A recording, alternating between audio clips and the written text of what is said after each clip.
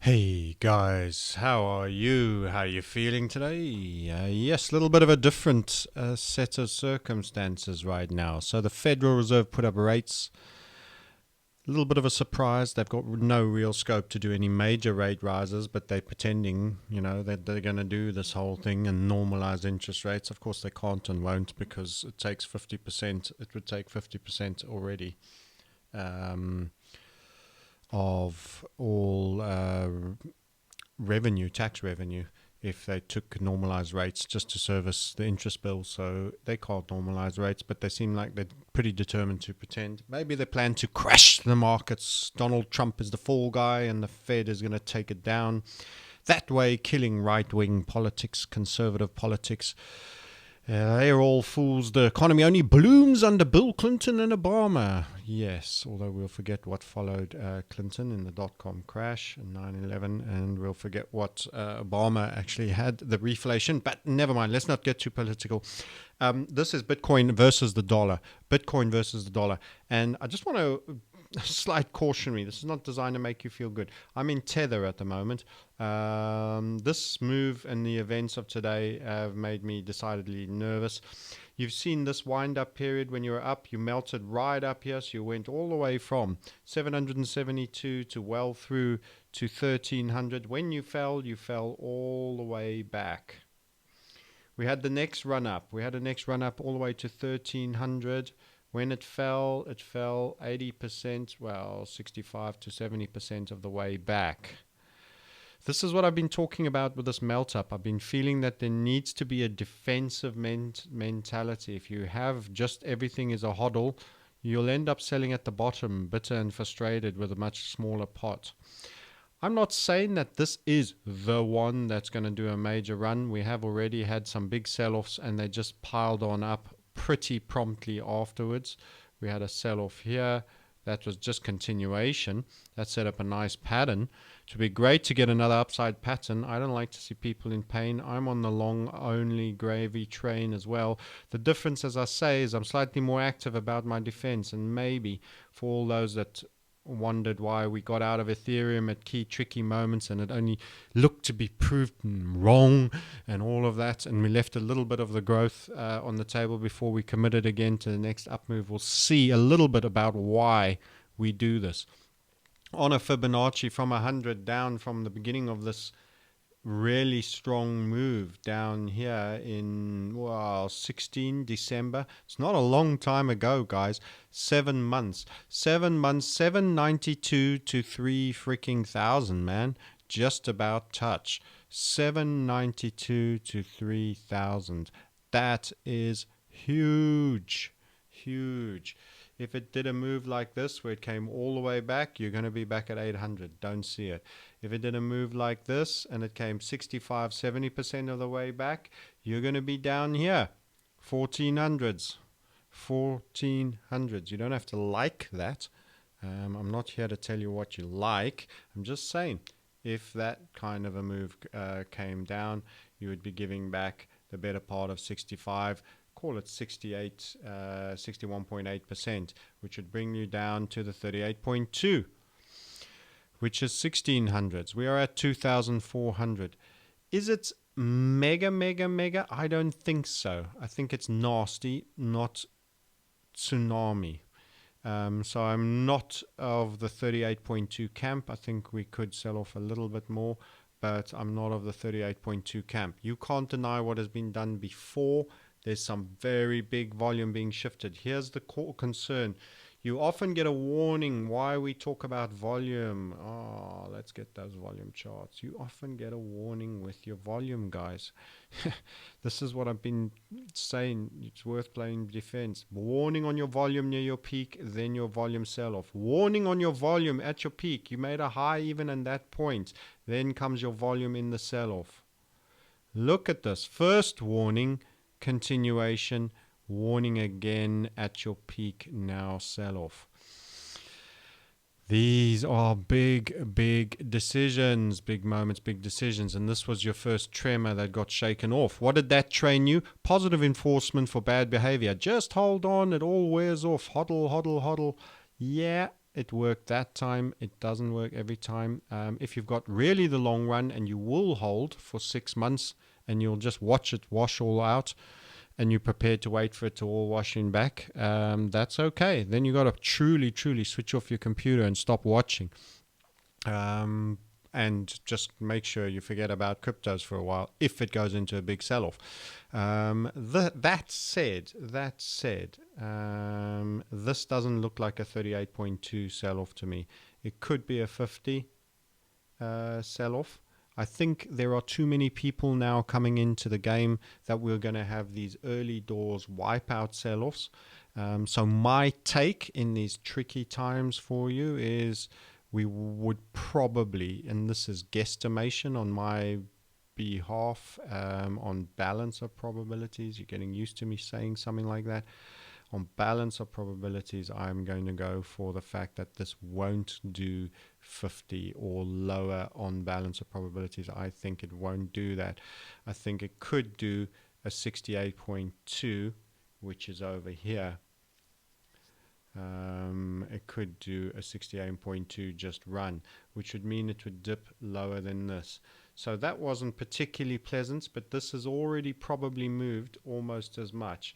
The difference is we got a much bigger pushback here that was showing there was buying. Look at the buying on the wicks, buying on the wicks. This was a weak continuation pattern and was worrying me during the course of the day, the sell-off, and then this. That was the grinding, which is exhaustion, marginally higher high. We teach on the HVF program how fatal that is. It's just you've come from much lower to make that high. You have just a small dip and you can only go marginally higher, and you grinding. This is the George Foreman versus Muhammad Ali, running out of puff, rope a dope, and then knocked out. Don't like it, but I don't think this is the big, like a 60% crasher. But I think there could be sell-off, and I'm not sure I need to sit up all night and watch it and live it all. And there is a bit of buying value already coming in for now on this 4-hourly candle, so it's been taken up a little bit. Ethereum is bouncing a little bit as well, but it's affected by this somewhat. This is the 15-minute. This is where we are on Ethereum. That's what you've done. What have you done for me lately? I've done a lot for you lately, Buster. I'm entitled to a rest. Maybe. How far will she go? I've done a little upside down. You can see an inverted target, and that's been run. I think Ethereum's going to gain ground against Bitcoin. So if you are in Ethereum, you're going to lose less, in my view, in the event of a sell-off relative to fiat in comparison. So I've done a clip on that, the Ethereum versus Bitcoin clip. Here is my continuation setup. Can see Ethereum going to 16.4, but that's not useful if Bitcoin is absolutely falling through the floor and Ethereum is relatively still falling in fiat. You'd still rather be in the fiat if Ethereum's relative gain to Bitcoin is not enough to make up for its loss in fiat. So we're going to have to see. But part of my caution, these are the events where it sometimes plays out a little bit.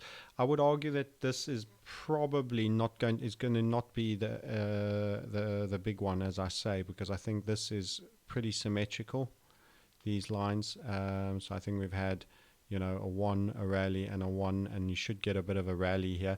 But you might just get a weak grind again. If you get another weak grind, it's setting up another fall, which could just mean you're in a sustained bear market. This higher high, marginally higher high, that between that high and that high is just enough to trip the support and resistance by a new highs charge, etc. That 3,000 certainly on this exchange is leaning real hard. Talk about a key level of significance on this exchange, and it is Coinbase. It's no lightweight. So that's what you have from me. This is the value of maybe just getting out and sitting out the risk, as I've done with Tether, because I've not liked this.